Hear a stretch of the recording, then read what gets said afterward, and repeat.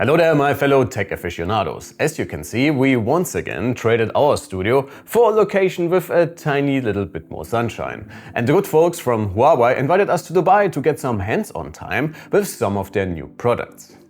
And not only did we get the chance to play around with the updated Matebook X Pro, a super sleek Meteor Lake powered ultra portable notebook with a gorgeous OLED display and a weight just below 1 kg, but I also took their flagship smartphone and two exciting watches for a spin.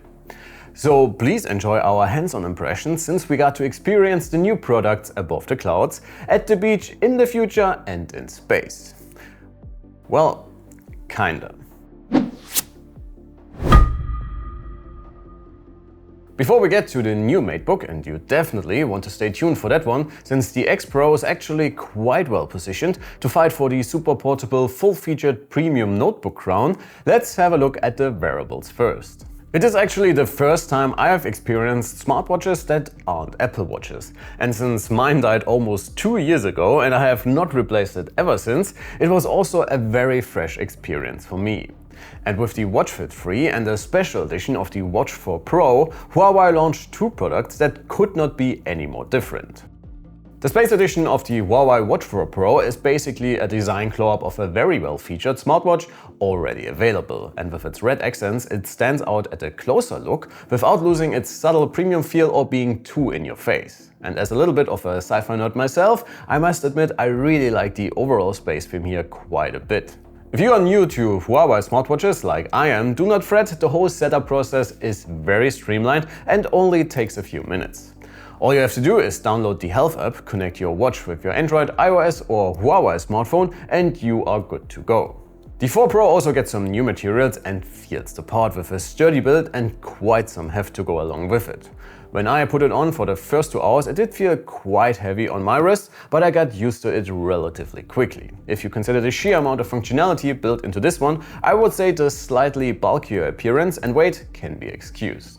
Especially if you keep in mind that you can do a lot without your smartphone when being out and about, like receiving calls and messages with an eSIM, listening to music or navigating on your next bike tour.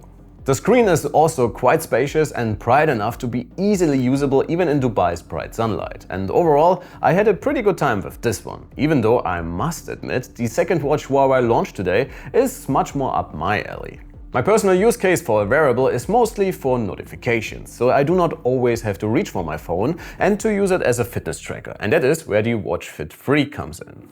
It is a super light, subtly looking watch that comes in a variety of styles and colors. And where the Watch 4 Pro was more of a statement piece, its smaller sibling is a lot more understated, both in terms of its more streamlined looks and it being much less noticeable on your wrist since it's a lot lighter.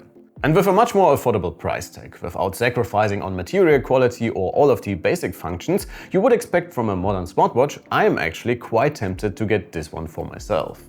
But let's have a look at the new Matebook X Pro, and I was actually quite excited to try this one out since I was a pretty big fan of the 2022 model we reviewed on the channel quite a while ago, and the 2023 update was pretty well received on our website as well. The new model follows the same core principles of a very light, thin, but well-featured premium everyday notebook, and it stuffs a Meteor Lake Core Ultra 9, up to 32 gigs of RAM and 2 TB of storage in an incredibly thin magnesium alloy chassis that weighs just 980 grams. The 3.1K 120Hz OLED is supposed to reach up to 1000 nits in HDR, and while we have to wait for our full review to confirm, it is a very nice screen indeed.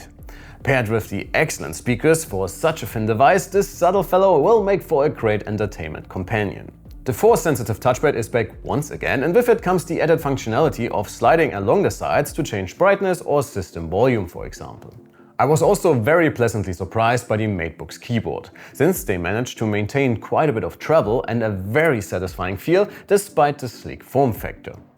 Unfortunately, I was of course not able to do any performance testing, so it is hard to say how well Intel's new Meteor Lake Silicon will perform in such a thin chassis.